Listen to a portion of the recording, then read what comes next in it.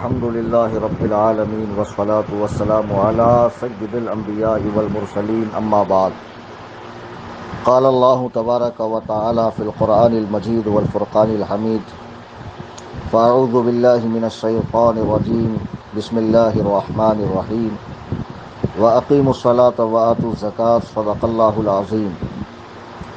برادران اہل سنت و جماعت، دوستان گرامی، رفیقان محترم، عزیز بچوں، نوجوان ساتھیوں، میں فقیر محمد کلیم حنفی رضوی آپ سب سے دست بستہ عرض کر رہا ہوں، گزارش کر رہا ہوں کہ جب یہ ریکارڈنگ آپ کے پاس پہنچے اور اسے ڈاؤن لوڈ کرنے کے بعد آپ سننے بیٹھیں تو چند چیزوں کا اہتمام آپ کر لیں۔ نمبر 1 یہ کہ ہو سکے تو تنہائی میں بیٹھیں تاکہ بالاستیعاب آپ سن سکیں، بغور اسے سن سکیں، ہم تن گوش ہو کر سن سکیں۔ دوسری چیز، بہتر ہوگا کہ ہیڈ فون لگا لیں، کیونکہ بہت مرتبہ ہیڈ فون نہ لگانے سے آواز صاف نہیں آتی ہے اور خارجی آوازیں بھی میری آواز کے ساتھ میں شامل ہو جاتی ہے۔ ثالثاً یہ کہ آپ جب اسے سن رہے ہوں تو آپ کے ہاتھ میں ایک قلم بھی ہو اور آپ کے سامنے ایک کاغذ بھی ہو، چونکہ بیچ بیچ میں چند اہم مسائل ایسے بھی آئیں گے، چند ایسی بھی پوائنٹ کی باتیں آئیں گی جسے آپ لکھ لیں گے تو بہتر ہوگا، ورنہ وہ باتیں ذہن سے ماں ہو جاتی ہے اور پھر یاد نہیں رہتی اور بار بار آڈیو سننے کا موقع بھی نہیں ملتا ہے۔ چوتھی بات یہ کہ جب آپ اسے سن لیں تو برائے مہربانی اپنا دینی فریضہ سمجھتے ہوئے، مسلکی فریضہ سمجھتے ہوئے، اللہ کے رسول صلی اللہ علیہ وسلم کے اس ارشاد کو ذہن میں رکھتے ہوئے کہ اب تم لوگ میری باتوں کو دوسروں تک پہنچاؤ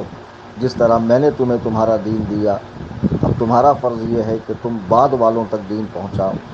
اور قرآن کریم میں اللہ سبحانہ و تعالیٰ نے اس امت کو خیر امت فرمایا ہے اس بنا پر کہ یہ لوگ نیکیوں کی دعوت دیتے ہیں اور برائی سے روکتے ہیں۔ یہ اللہ سبحانہ و تعالیٰ کا بڑا کرم ہے کہ سوشل میڈیا کا زمانہ ہے اور دنیا کے کئی ممالک میں اس وقت لاک ڈاؤن ہے، تب بھی لوگ آسانی کے ساتھ علماء کرام کے بیانات، مسائل وغیرہ گھر بیٹھے سیکھ رہے ہیں۔ آج ہم نے ایک ایسی ہی کوشش کی ہے، زکوٰۃ کے مسئلے پر چند باتیں عرض کروں۔ چونکہ ہمارے یہاں ویسے تو بہت ساری عبادات کے حوالے سے تغافل ہے، تساہل بھی ہے اور لا علمی بھی ہے، ٹھیک اسی طرح زکوٰۃ کے ساتھ بھی ہے۔ زکوٰۃ کے معاملے میں ہمارے یہاں معاملہ یہ ہے کہ بعض جگہ یہ سمجھا جاتا ہے اگر شوہر نے دے دیا اور بیوی بھی صاحب نصاب ہے تو بالکل ضرورت نہیں ہے، چونکہ شوہر نے تو دے دیا۔ اگر ابا نے دے دیا ہے اور گھر کے تمام بیٹے کماتے ہوں، ان کی بیویوں کے پاس بھی زیور ہو اور وہ بھی نصاب تک پہنچ چکے ہوں تو کوئی ضرورت نہیں ہے، چونکہ گھر کے بڑے نے دے دیا۔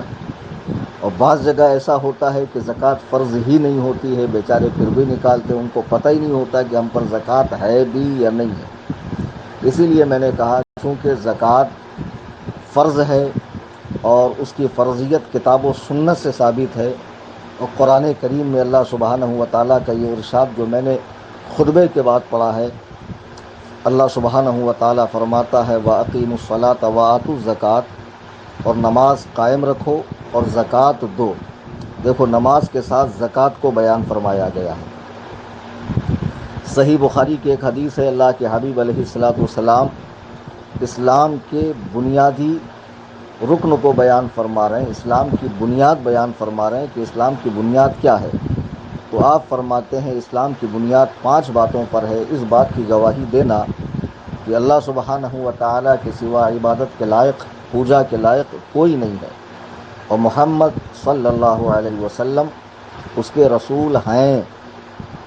پھر فرمایا نماز قائم کرنا، زکوٰۃ دینا، اللہ کی وحدانیت و یکتانیت کا اقرار کرنا، حضور کی نبوت و رسالت اور خاتمیت پہ ایمان لے آنا، دوسرا یہ کہ نماز قائم کرنا، تیسرا یہ کہ زکوٰۃ دینا، چوتھا یہ کہ حج کرنا، اور پانچواں یہ کہ رمضان کریم کے روزے رکھنا۔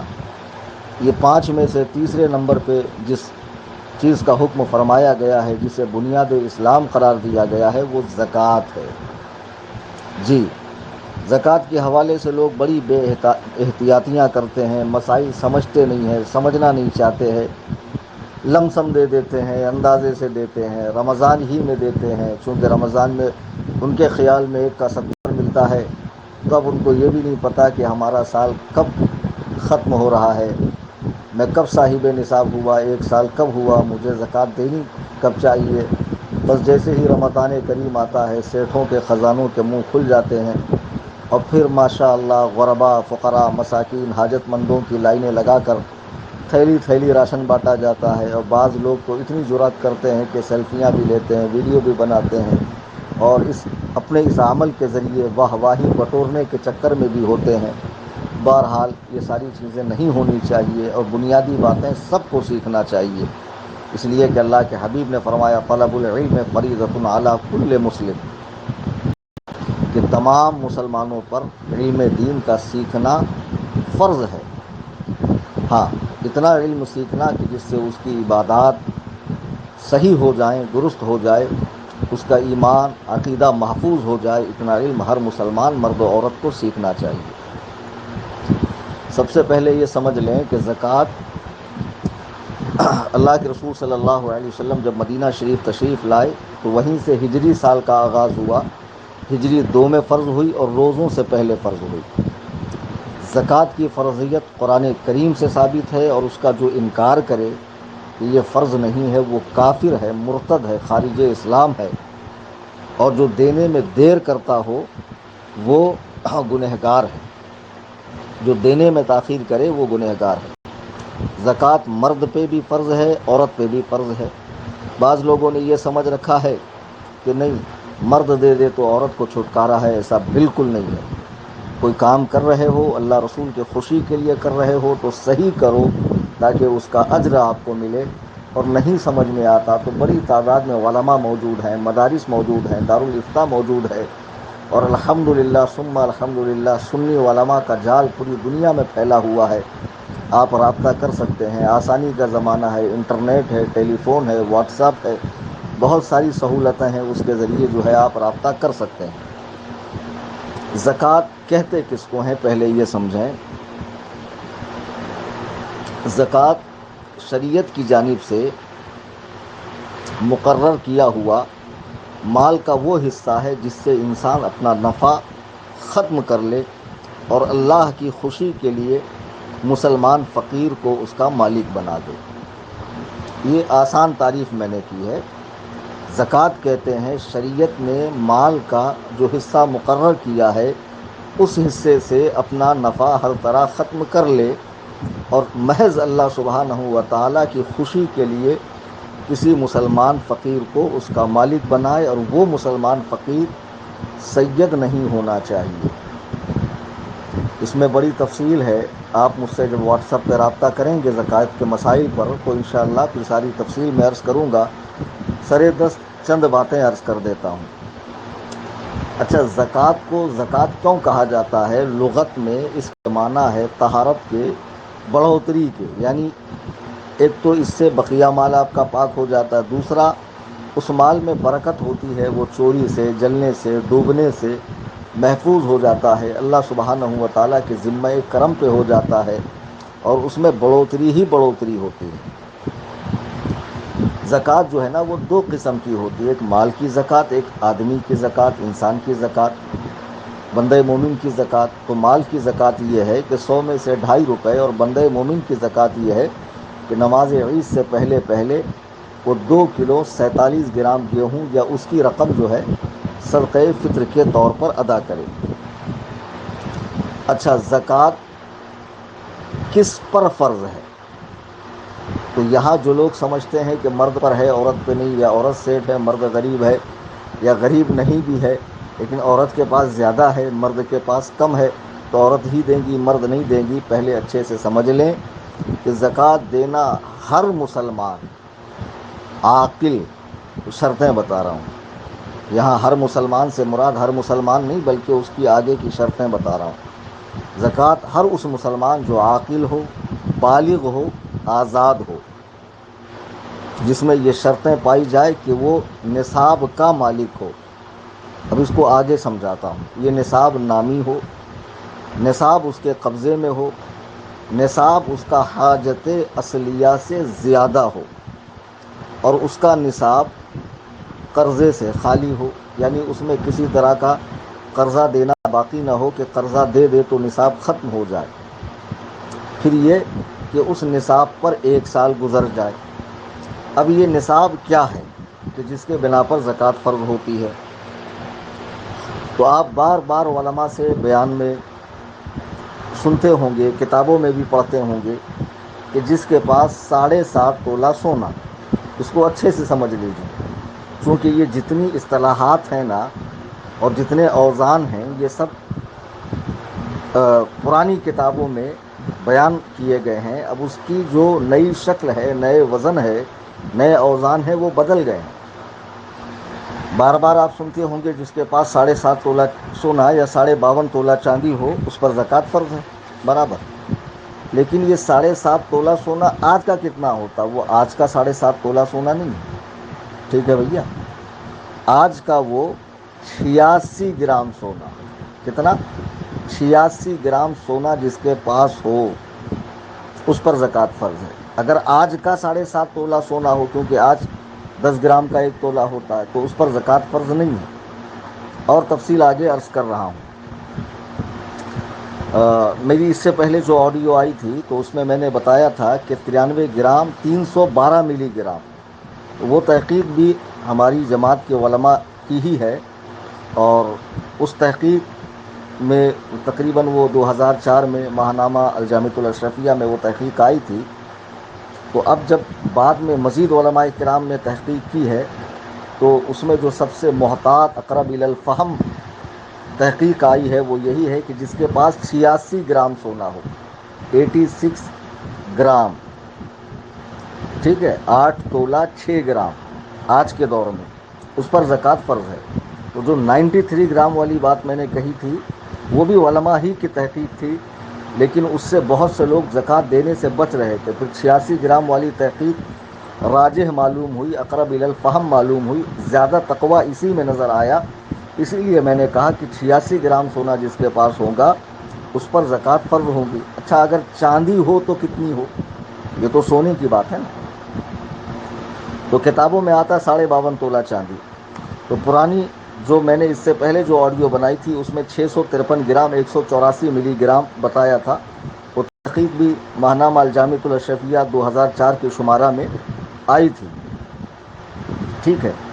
لیکن بعد میں مزید علماء نے جب اوزان کی تحقیق کی اور تمام چیزوں کو جوڑا جھاڑا اور ایک متفقہ فیصلہ کیا تو وہ یہ کہ جس کے پاس 613 گرام چاندی ہو، 613 گرام چاندی ہو، اس پر زکوٰۃ فرض ہے. اب یہاں یہ سمجھیے کہ 5 قسم کے مال ہے جس پر زکوٰۃ فرض ہوتی ہے. 5 قسم کے. نمبر 1 سونا، نمبر 2 چاندی، نمبر 3 کرنسی روپیہ جو چلن میں ہو، نمبر 4 مال تجارت، اور نمبر 5 جانور، وہ جانور جو چرائی پر چھٹے ہوئے ہوں. تو چونکہ 5ویں قسم تقریباً پائی نہیں جاتی ہے اس لیے ہم 4 ہی پر بحث کریں گے، ٹھیک ہے. سونا، چاندی، مال تجارت، روپیہ، پیسہ. اچھا، اب ایک بات یہ ہے کہ بعض لوگ کہہ سکتے ہیں کہ 1 تولہ سونا آج کے دور میں 40,000 روپے کا ہے، لگ بھگ اتنے کا ہی ہے، جبکہ 613 گرام چاندی 26 سے 27,000 روپے کے بیچ میں آتی ہے. تو یہ کیا بات ہو گئی کہ 86 گرام سونا ہو تب زکوٰۃ فرض اور 613 گرام چاندی پر فرض؟ تو 86 گرام سونا تو جب 1 تولہ 40,000 کا آ رہا ہے تو لگ بھگ 5-6 لاکھ کے آس پاس. تو بات دراصل ایسی ہے کہ جس کے پاس سونے کے علاوہ کچھ نہ ہو، فقط سونا ہو، پھر روپیہ نہ ہو، مال تجارت نہ ہو، چاندی نہ ہو، فقط سونا ہو تو 86 گرام.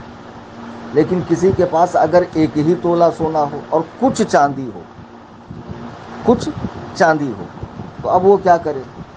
تو اب 613 گرام چاندی تو 27,000 روپے میں آ جاتی، 27 ہی پکڑیے.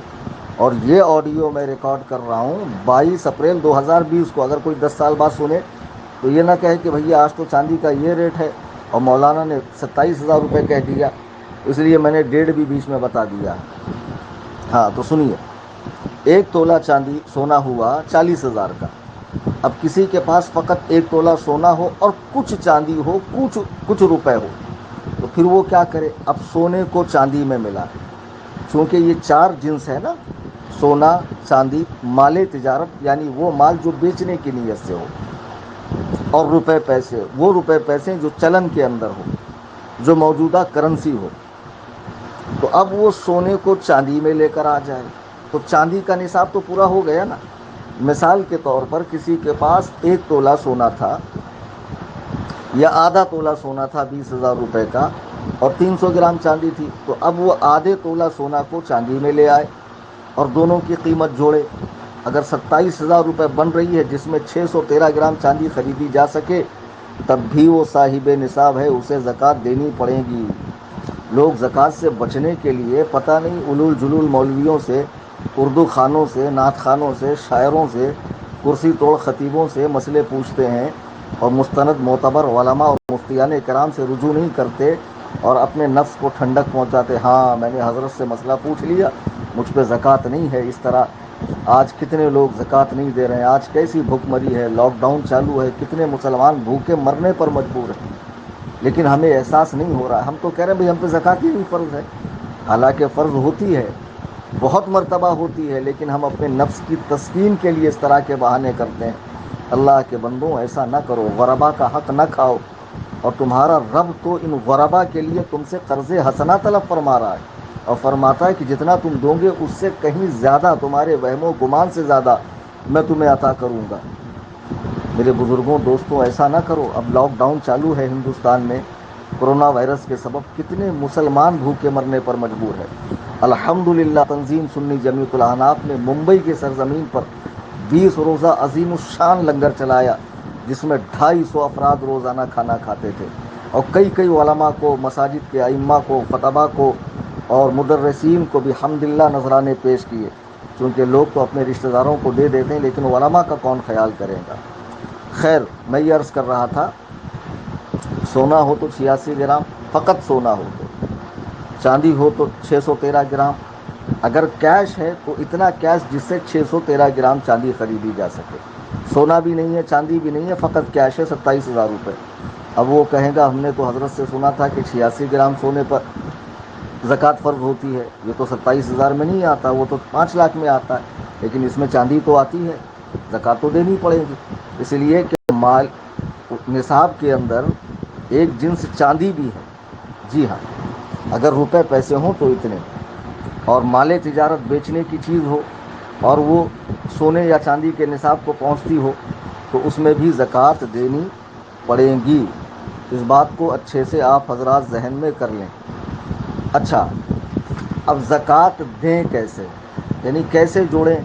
یہ تو پتہ چل گیا آپ کو، نہیں پتہ چلا تو کسی عالم کے پاس جائیے، پورا حساب کتاب لکھوائیے، آپ کی ایف ڈی کتنی ہے، LIC پالیسی کتنی ہے، جیون بیمہ پالیسی کتنی ہے، بینک میں کتنا پڑا ہوا ہے، قرضہ کتنا دے رکھا ہے، گھر میں سونے کے زیور کتنے ہیں، چاندی کے زیور کتنے ہیں، ایسا کون سا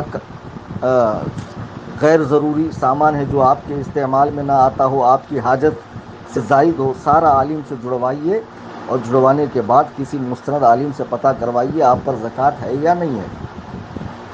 اور ایک اہم مسئلہ بتا دوں کہ زکوٰۃ دیتے وقت اس بات کا خوب خیال رکھیے کہ موجودہ قیمت سے زکوٰۃ دینی پڑے گی۔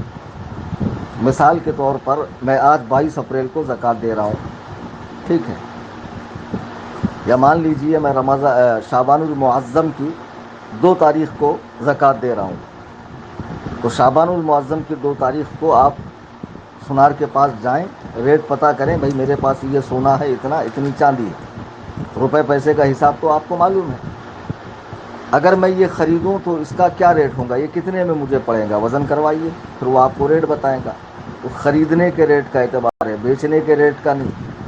پھر آپ یہ بھی دیکھیں آپ کا سونا کس کیرٹ کا ہے، 18 کیرٹ کا ہے، 22 کیرٹ کا ہے، 24 کیرٹ کا ہے، کیرٹ پتہ کر لیں۔ پھر اس کی قیمت کہ اگر میں یہ کیرٹ کا سونا آج کی ڈیٹ میں خریدتا ہوں تو یہ کتنے کا آتا ہے، وہ بتائے گا آپ کو. تو اس حساب سے آپ کو زکوٰۃ نکالنی ہے، لم سم اندازن نہیں، بالکل پرفیکٹ، ذرا بھی اونچ نیچ نہیں ہونی چاہیے. اور بلکہ 50 روپے نکل رہی تو میں کہتا ہوں احتیاطاً 55-60 روپے ہی دو، باقی اوپر کا نفلی صدقہ ہو جائے گا. جس طرح فرض نماز کی کمی اللہ سبحانہ و تعالیٰ نفل سے پوری فرمائے گا، زکوٰۃ میں خدا نخواستہ کوئی کمی بیشی ہو گئی جو آپ کے علم میں نہ ہو تو اللہ سبحانہ و تعالیٰ اسے نفلی صدقے سے پورا فرمائے گا. اس بات کا خوب خیال رکھیں آپ.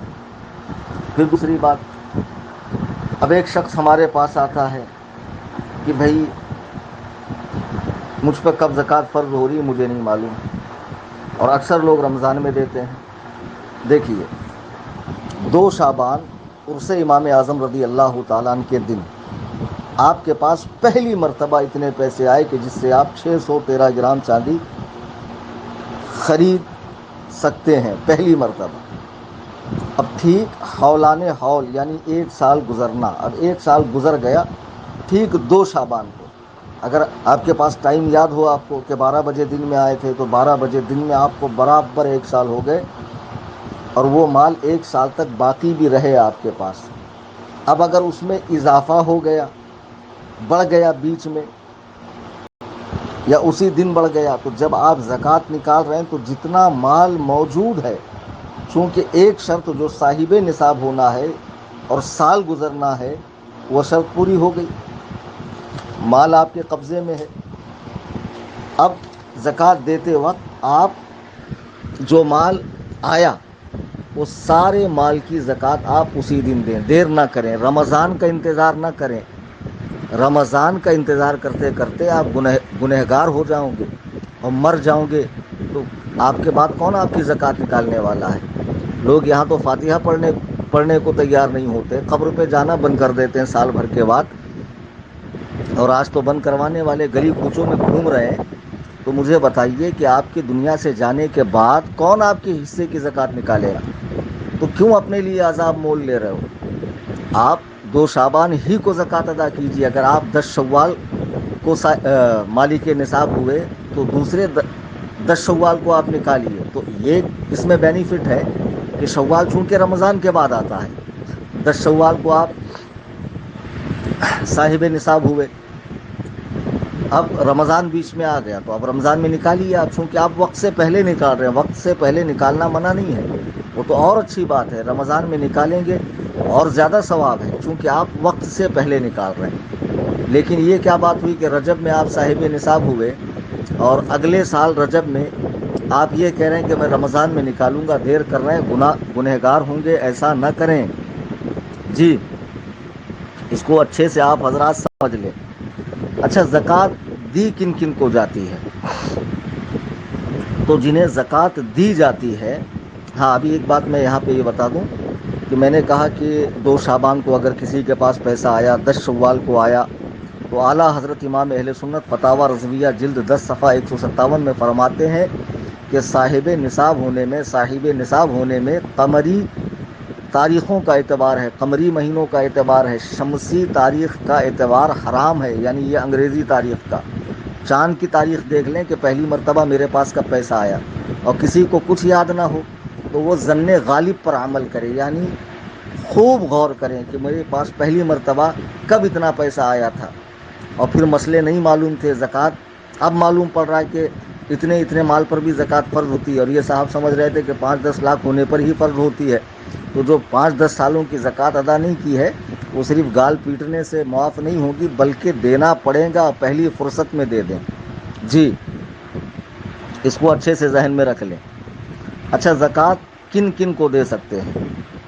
تو جن کو زکوٰۃ دی جائے گی قرآن کریم نے وہ مصارف بیان فرمائے ہیں، وہ 7 ہیں. وہ 7 لوگ جن کو زکوٰۃ دی جائیں گی. نمبر 1 فقیر. تو فقیر کی کیا تفصیل ہے؟ یہ جو بار بار لفظ فقیر آتا ہے نا، تو فقیر کا مطلب یہ نہیں جو گلی کوچوں کے اندر گداگر آواز لگاتے ہیں، وہ جو مورچھا لے کر پیٹتے ہیں اور طرح طرح کی تسبیحات اور مالے اور انگوٹھیاں پہنتے ہیں، وہ لوگ فقیر ہیں. اس میں سے تو بہت سارے مستنڈے ایسے ہوتے ہیں جن کے گاؤں گھر کے اندر آپ سے بھی زیادہ پیسہ ہوتا ہے، مگر انہوں نے محض پیشہ بنا رکھا ہوا ہے۔ زکوٰۃ میں تحقیق بہت ضروری ہے۔ نمبر ایک، زکوٰۃ فقیر کو دی جائے تو فقیر وہ کہ جس کے پاس کھانے پینے کو بھی ہو، مکان بھی ہو، سمجھے، پہننے کے کپڑے بھی ہوں، سب کچھ ہوں، لیکن نصاب تک نہ پہنچتا ہو، یا نصاب تک پہنچ بھی گیا تو وہ سارا حاجت اصلیہ میں ہو اس کے، یعنی اس کی اپنے کام کی چیزیں ہوں، تو اس کو زکوٰۃ دے سکتے ہیں۔ نمبر دو، مسکین، یعنی جس کے پاس دوسرے وقت کھانے کے لیے بھی نہ ہو، بدن چھپانے کے لیے بھی وہ بیچارہ محتاج ہو، تو ایسا شخص سوال بھی کر سکتا ہے، سامنے سے مانگ بھی سکتا ہے، اور اس کے لیے سوال حلال ہے، فقیر کے لیے سوال حرام ہے، چونکہ اس کے پاس کپڑا بھی ہے، مکان بھی ہے، سب کچھ ہے، بس اتنا نہیں ہے کہ وہ صاحب نصاب ہو۔ اس کو بھی دے سکتے ہیں، مسکین کو بھی دے سکتے ہیں۔ عامل یعنی جسے بادشاہ اسلام نے لوگوں سے زکوٰۃ و عشر وصول کرنے کے لیے مقرر کیا ہو، اب تو وہ اس زمانے میں نہیں ہے۔ رقاب کہتے ہیں اس غلام کو جسے یہ کہہ کر غلام بنایا گیا ہو کہ اتنا اتنا پیسہ دے دو اور اپنی گردن چھڑا لو، اتنا اتنا پیسہ دے دو، گردن چھڑا لو، یعنی آزاد ہو جاؤ، تو اسے بھی زکوٰۃ دے سکتے ہیں، رقاب۔ پھر غارم یعنی قرض دار، کوئی مسلمان قرض میں ڈوبا ہوا ہو تو اسے بھی زکوٰۃ دے سکتے ہیں۔ پھر فی سبیل اللہ، یعنی وہ جو خدا کے راستے میں جہاد پر جا رہا ہو لیکن اوزار ہتھیار نہ ہو، اسے بھی دے سکتے ہیں۔ کوئی حج کے لیے جا رہا ہے تو اسے بھی آپ زکوٰۃ دے سکتے ہیں، اسے بھی آپ زکوٰۃ دے سکتے ہیں۔ اور ابن السبیل، جسے ابن سبیل کہتے ہیں اردو میں، یعنی وہ مسافر جو حالت سفر میں ہے، اپنے مکان پر تو وہ صاحب نصاب ہے، لیکن حالت سفر میں اب وہ اس کے پاس نہیں ہے، وہ اسے بھی دیا جا سکتا ہے۔ یہ قرآن کریم نے مصارف زکوٰۃ بتائے ہیں۔ زکوٰۃ دینے میں بے احتیاطی بالکل مت کیجیے، ٹھیک ہے؟ اب یہ بھی نہیں کہ گھر پہ جو آواز لگاتے ہیں اور طرح طرح کی منتیں، مرادیں، خدا جانے کیا کیا علول جلول بکواس کرتے ہیں، ایسے فقیروں کو، مستندوں کو آپ دے دو، تحقیق نہ کرو کیونکہ آپ کے پاس ٹائم ہی نہیں ہے تحقیق کرنے کا۔ اگر ایسا ہے تو کسی عالم کو اپنی زکوٰۃ کا وکیل بنائیں۔ جی ہاں، یہ مسئلے کو اچھے سے ذہن میں رکھ لیں۔ رد المحتار کتاب الزکوٰۃ مطلب فی الزکوٰۃ جلد 3 صفحہ 228 پر ہے کہ زکوٰۃ کا وکیل بنانا جائز ہے، یعنی کسی عالم کو آپ وکیل بنا دیں، کسی بہتر انسان کو آپ وکیل بنا دیں، اس کو اپنی زکوٰۃ دے دیں کہ بھیا جہاں آپ کو تحقیق ہو وہاں اس کو خرچ کریں، اس لیے کہ زکوٰۃ جس طرح زکوٰۃ دینے والے کی شرطیں ہیں، جن کو دی جا رہی ان میں بھی شرطیں ہونی چاہیے، وہ مسلمان ہوں، سنی ہوں۔ آج کل لوگ وہابی دیوبندیوں کو زکوٰۃ دے رہے ہیں، یہ وہابی دیوبندی جنہوں نے بڑے بڑے مدارس بنا کر وہاں سے ایسے شریروں کو تیار کیا ہے جو اللہ و رسول کی رات و دن گستاخیاں کر رہے ہیں، کتابیں لکھ کر، زبانی بکواس کر کے، تقریروں کے ذریعے، تحریروں کے ذریعے، سوشل میڈیا پر، کہ اللہ و رسول کے ان دشمنوں کو آپ زکوٰۃ دیں گے تاکہ یہ اور ایسے خبثاء اور شیاطین اپنے مدرسے سے پیدا کریں؟ خبردار، اگر بد مذہب وہابی دیوبندی کو زکوٰۃ دی تو زکوٰۃ ادا نہ ہوئی، پھر سے دینی پڑے گی، اور جو پہلے دی ہے اس کے لیے اتنا ہی کافی نہیں کہ پھر سے دے، بلکہ توبہ بھی کرنی پڑے گی۔ جی ہاں، یہ جو 7 مصارف بیان کیے گئے ہیں یہ سب کے سب مسلمان ہونے چاہیے۔ ہاں، فقیر ہو، مسکین ہو، عامل ہو، رقاب ہو، غارم ہو، فی سبیل اللہ کے کیٹیگری میں ہو، ابن سبیل کے کیٹیگری کے اندر ہوں، یہ سب کے سب سنی مسلمان ہوں۔ اور ایسی جگہ بھی مت دیجیے جو آپ کے مال زکوٰۃ کو مستحقین تک نہ پہنچا کر، حاجت مندوں تک نہ پہنچا کر، اپنے پیر صاحب کی ایڈورٹائز میں لگا دیتے ہیں، ٹی وی مووی پر خرچ کرتے ہیں، آپ کے پیسے کو برباد کرتے ہیں۔ خدارہ ایسی جگہ نہ دیں۔ اور ایک اچھا، زکوٰۃ یہ تو بتایا گیا کہ کون کون مستحقین زکوٰۃ ہے، کن کن کو دینا چاہیے اور کن کن کو نہیں دینا چاہیے۔ ایک تو آپ نے سن لیا سادات کرام کو، دوسرا شوہر اپنے بیوی کو نہیں دے سکتا اور بیوی بھی شوہر کو نہیں دے سکتی جب تک یہ ایک دوسرے کے نکاح میں ہے۔ پھر کوئی شخص سیٹ ہو اس کے نابالغ بچے کو بھی زکوٰۃ نہیں دے سکتے.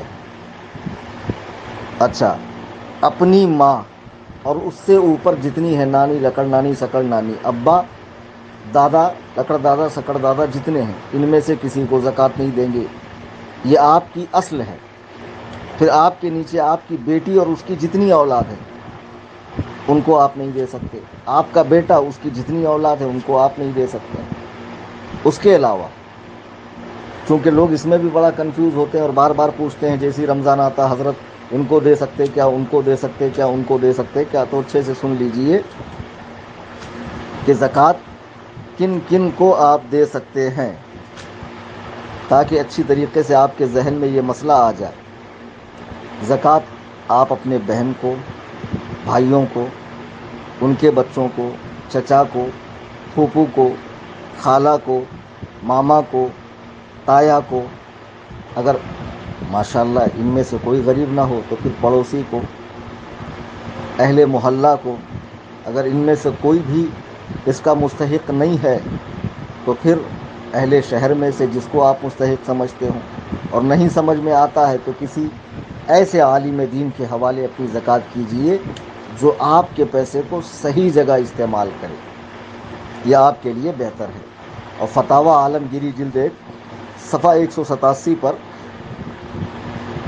لکھا ہے کہ ضرورت مند عالم کو صدقہ دینا جاہل فقیر کو صدقہ دینے سے افضل ہے.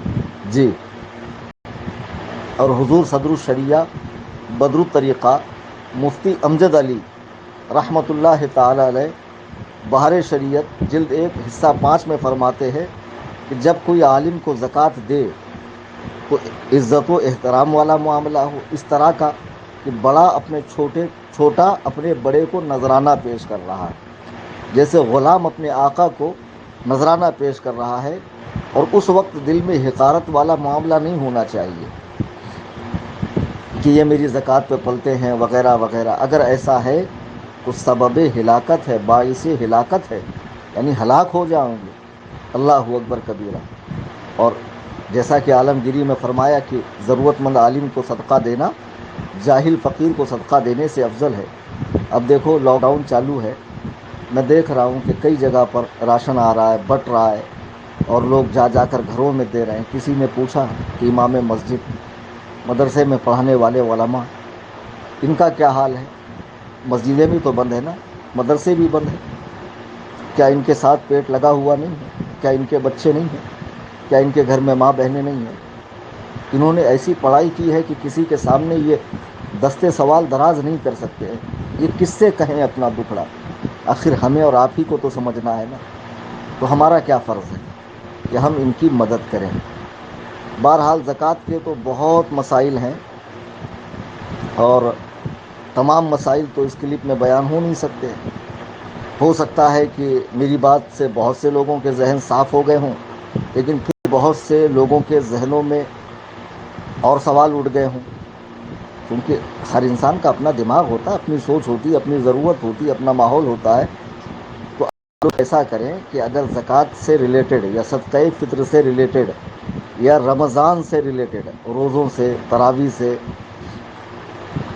نماز عید سے، اعتکاف کے حوالے سے کوئی بھی مسئلہ پوچھنا ہو تو مجھے واٹس ایپ پہ مسئلہ پوچھ سکتے ہیں آپ. کال نہ کریں، میں کال تقریباً نہیں اٹھاتا ہوں. اور واٹس ایپ پر بھی میسج کرنے کے بعد گھائی نہیں کریں. ایک صاحب نے کچھ دن پہلے مجھے میسج کیا، سوال پوچھا، اچھی بات ہے سوال پوچھا. سوال پوچھنے کے بعد 300 بار انہوں نے لفظ جواب لکھا، جواب جواب جواب جواب جواب. اب ایسے میں مجھے کیا کرنا چاہیے؟ میں نے بلاک کر دیا. تو بولے دیکھو یہ بڑے غصے والے ہیں، بڑے جلالی ہیں، بڑے ایسے ہیں، بڑے ویسے ہیں، اور حضور تاج الشریعہ کے کیسے کیسے خلیفہ ہے. یعنی لوگ بہت جلدی جو ہے نا اوقات پہ آ جاتے ہیں. پہلی بات تو یہ بیٹا، واقعی میں جلالی ہوں، کبھی کبھی جلالی رہنا بھی پڑتا ہے، کیونکہ جمالی علماء کو تم لوگ بہت دوڑاتے ہو، اور پھر بنا کرائے کے فاتحہ پڑھوا کر، تقریر کروا کر، صرف ہاتھ چوم کر جی حضرت. اور ہمارے حضرت بھی ایسے بھولے ہیں کہ تشریف لے آتے ہیں. تو ہر عالم ایک مزاج کا نہیں ہوتا ہے. میں اکڑو بھی نہیں ہوں، جلالی بھی نہیں ہوں، ہاں اپنی والی میں رہتا ہوں. بھائی وقار سے رہنا کوئی بری بات نہیں ہے، عالمانہ وقار سے رہنا چاہیے، اور رہتا ہوں الحمدللہ۔ آپ سوال کیجئے، انشاءاللہ مجھے جب بھی موقع ملے گا میں جواب دوں گا۔ اگر زیادہ تاخیر ہو گئی تو آپ یاد دلا سکتے ہیں، اور انشاءاللہ الرحمن میں جواب دوں گا۔ زکوٰۃ سے ریلیٹڈ کوئی بھی مسئلہ آپ پوچھنا چاہیں تو ضرور پوچھیں، اس لیے کہ فاسألوا اہل الذکر ان کنتم لا تعلمون، علم والوں سے پوچھو اگر پتہ نہ ہو۔ تو بھائی جب آپ کے دین کا مسئلہ ہے اور دین اللہ و رسول کے رضا کے لیے ادا کر رہے ہو تو ظاہر سی بات ہے عالم ہی سے پوچھو گے، جاہل سے تو پوچھو گے نہیں، اور ہمارا فرض ہے آپ کو بتانا، ہم بتا کر کوئی احسان بھی نہیں کر رہے ہیں آپ پر۔ تو بہرحال میں بتاؤں گا، آپ واٹس ایپ پر پوچھیں، میرا نمبر 9820 672 770 9820672770۔ اب آخری میں ایک گزارش کروں گا، خدا و رسول کے لیے اسے سماعت بھی کریں بغور اور اس پر دھیان دیں۔ تقریباً 6-7 سال پہلے میں نے تنظیم سنی جمعیت الاحناف بنائی۔ اس وقت فقط سوشل میڈیا پر اور کتابوں کے ذریعے فتنہ رد غیر مقلدیت ہمارا مین ٹارگیٹ تھا، مین کام تھا، اور الحمدللہ ہم نے اس میں نمایاں کامیابی حاصل کی۔ پھر دھیرے دھیرے تنظیم نے خدمت خلق کے شعبے میں کام کرنا شروع کیا۔ 5 سال کے عرصے سے مہاراشٹر کے چھوٹے چھوٹے دیہاتوں میں جہاں پر لوگ امام نہیں رکھ سکتے ہیں اور وہابی دیوبندی پوری مسجد بھی تعمیر کر دیتے ہیں اور امام کو تنخواہ بھی دے دیتے ہیں، ہم نے وہاں اماموں کو آدھی آدھی تنخواہ دینا شروع کی اور آدھی گاؤں والے دینے لگے۔ تو اس طرح وہ پورا کے پورا گاؤں الحمدللہ اہل سنت کے قبضے میں رہا، سنی امام وہاں رہا، مصلی سنیوں کے ہاتھ میں رہا۔ پھر اس کے بعد 2 سال کے عرصے سے ممبئی میں ہم نے 50 ایسے لوگوں کا پتہ لگایا کہ جو بیوہ ہیں، معذور ہیں، یا جن کا کوئی کمانے والا نہیں ہے، ضعیف ہے۔ ایسی 50 فیملیز کو ہر مہینہ انگریزی 11 تاریخ کو ہم لوگ راشن دیتے ہیں، اور الحمدللہ کافی بڑی مقدار میں دیتے ہیں اور اچھی کوالٹی کا دیتے ہیں، جس کے تمام ویڈیوز آپ ہمارے FB پیج پر بھی دیکھ سکتے ہیں جو میرے نام سے ہے، اور YouTube چینل سنی جمعیت الاحناف پر بھی آپ دیکھ سکتے ہیں۔ ایک تو ہم نے 5 سال کے عرصے سے اماموں کو تنخواہ دینا شروع کی، پھر دوسرا تقریباً 1.5-2 سال کے عرصے سے 50 فیملیز کو راشن بانٹنا شروع کیا۔ خاص موقع پر کبھی 150 کبھی 200 لوگوں کو بھی بانٹا جاتا ہے۔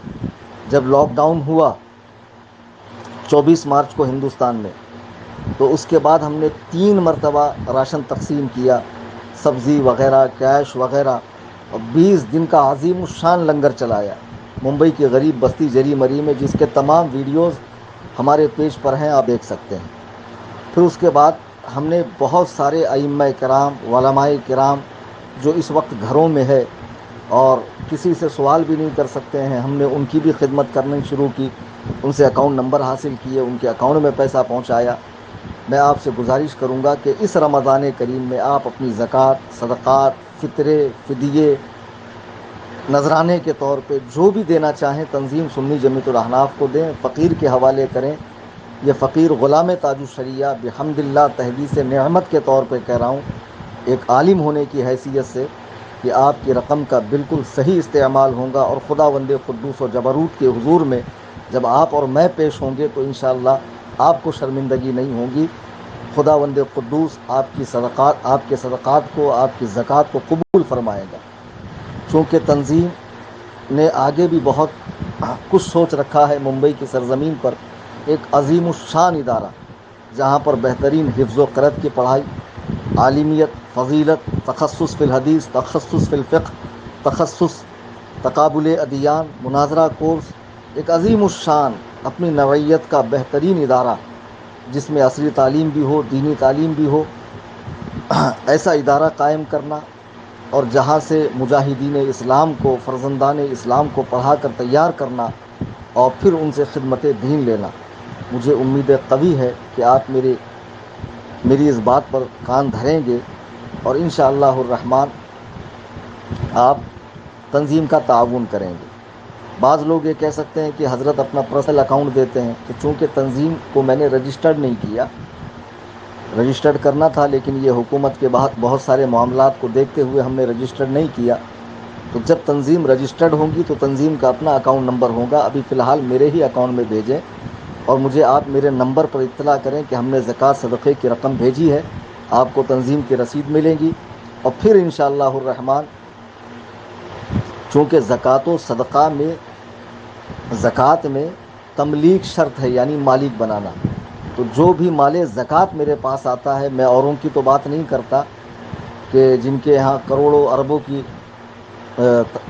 مقدار میں پیسہ آتا ہے، وہ لوگ اس کا خیال کرتے ہیں یا نہیں کرتے۔ میں اپنے اکاؤنٹ میں آنے والی جتنی بھی رقم زکوٰۃ کی ہے اس کو کسی مسلمان فقیر کو مالک بنا دیتا ہوں، اور پھر اس کے بعد جب اس سے ہم لوگ وہ رقم حاصل کرتے ہیں تو پھر دوسرے کاموں میں، ائمہ کی تنخواہ میں، کتابوں کی اشاعت میں، یا پھر ہماری تنظیم سے الحمدللہ کئی مساجد کا کام بھی ہوا، مدارس کا کام ہوا، 3 مساجد میں تقریباً بور ویل کا انتظام کیا گیا۔ یہ سب تنظیم سنی جمعیت الاحناف کے پلیٹ فارم سے ہوا ہے۔ میں آپ سے پھر گزارش کروں گا کہ تنظیم سنی جمعیت الاحناف کا بھرپور آپ ساتھ دیں، اس تنظیم کو اونچائیوں تک لے کر جائیں، منزل مقصود تک لے کر جائیں، تاکہ مذہب اہل سنت و جماعت یعنی مسلک اعلیٰ حضرت کا کام ہوتا رہے۔ اور ثم الحمدللہ ایک بات بتا دوں میں کہ آج دن تک ہم نے جن کو راشن بانٹا ہے، کبھی ان کی غیرت کو ٹھیس نہیں پہنچائی، کبھی ان کی غربت کا تماشا نہیں بنایا، کبھی ان کے افلاس کو منہ نہیں چڑھایا، کبھی ان کی فوٹو کھینچ کر انٹرنیٹ پر نہیں ڈالی، آج دن تک نہیں ڈالی، نہ آگے کریں گے الحمدللہ۔ آج آپ کو پتہ ہے لاک ڈاؤن کے سبب جو لوگ روزانہ کما کر کھانے والے تھے گھروں میں قید ہیں، آج وہ اپنی چھوٹی چھوٹی ضرورتوں کے لیے پریشان ہیں۔ گھر میں بوڑھی ماں ہے، بلڈ پریشر کی دوا چاہیے، شوگر کی دوا چاہیے، گھر میں بچے ہیں، کچھ کھانے کی ضد کر لیتے ہیں، لیکن ان کے پاس اتنی گنجائش نہیں ہے کہ وہ اپنی اولاد کی اس خواہش کو پورا کر سکے۔ اللہ نے آپ کو دیا ہے، آپ گھروں میں بیٹھے ہوئے ہیں، محلوں میں، بنگلوں میں، فلیٹ میں آرام سے، اور زندگی کے تمام سہولتیں آپ کو میسر ہے۔ تھوڑا سا نیچے اتر کر ان غریب جھگیوں میں رہنے والے کی زندگیوں کو بھی دیکھیے، اور یوں مت سمجھیے کہ آپ کا عمل بیکار جائے گا۔ اللہ کے حبیب علیہ الصلاۃ والسلام ارشاد فرماتے ہیں کہ جو کسی مسلمان کو بھوک کے وقت کھانا کھلائے، پیاس کے وقت پانی پلائے، تو اللہ تعالیٰ اسے جنت کے پھل کھلائے گا، اور جنت کا اسے پانی پلائے گا، ٹھنڈا ٹھنڈا میٹھا میٹھا پانی، جس سے اسے کبھی پیاس ہی نہیں لگے گی۔ ایک حدیث میں اللہ کے حبیب علیہ السلام ارشاد فرماتے ہیں جو کسی مسلمان کی مدد کرنے کے لیے نکلا تو وہ ایسا ہی ہے جیسے وہ راہ خدا میں جہاد کرنے والا ہے، یا پوری رات کھڑے ہو کر خدا کے حضور عبادت کرنے والا ہے۔ کثرت سے فضیلتیں بیان فرمائی گئی ہیں مسلمان کی مدد کرنے کی، اسے کھانا کھلانے کی۔ اللہ کے حبیب علیہ السلام ارشاد فرماتے ہیں الجنت مشتاق الی 4 نفر، کہ جنت 4 لوگوں کی تمنا کرتا ہے کہ وہ میرے اندر آئیں، 4 لوگ، 4 قسم کے لوگ۔ تو اس میں ایک فرمایا گیا کہ بھوکوں کو کھانا کھلانے والا۔ کتنی فضیلت آئی ہے۔ بہرحال یہ فضیلتیں آپ سنتے رہتے ہیں۔ میری آپ سے گزارش ہے کہ اس سال رمضان کریم میں آپ اپنی زکوٰۃ، صدقات، فطرے، فدیے وغیرہ تنظیم سنی جمعیت الاحناف کو دیں، تاکہ جو 50 فیملیز کے راشن کا سلسلہ شروع کیا گیا ہے، جن کو ہر مہینہ راشن جاتا ہے تو ان کے گھروں میں چولہا جلتا ہے، وہ سلسلہ بیچ میں ٹوٹنے نہ پائے، یہ سلسلہ چلتا رہے، آپ کا تعاون ہوتا رہے، علماء کرام کی خدمتیں ہوتی رہے، اور اسی طرح دین و سنیت کا کام چلتا رہے۔ اللہ تبارک و تعالیٰ آپ سب کو شاد و آباد رکھے۔ ایک مرتبہ پھر اپنا نمبر عرض کر دوں 9820 672 770 9820 672 770۔ اللہ تعالیٰ آپ سب کو نیک توفیق عطا فرمائے، آپ کے صدقات کو، آپ کی زکوٰۃ کو، آپ کے اموال کو قبول فرمائے، اور اس کے ذریعے آپ کے لیے بخشش کا سامان بنائے، اور ہم سب کو مرتے دم تک مذہب مہذب اہل سنت و جماعت یعنی مسلک اعلیٰ حضرت پر سختی سے قائم رکھے۔ آمین۔ خدا حافظ، فی امان اللہ۔ السلام علیکم۔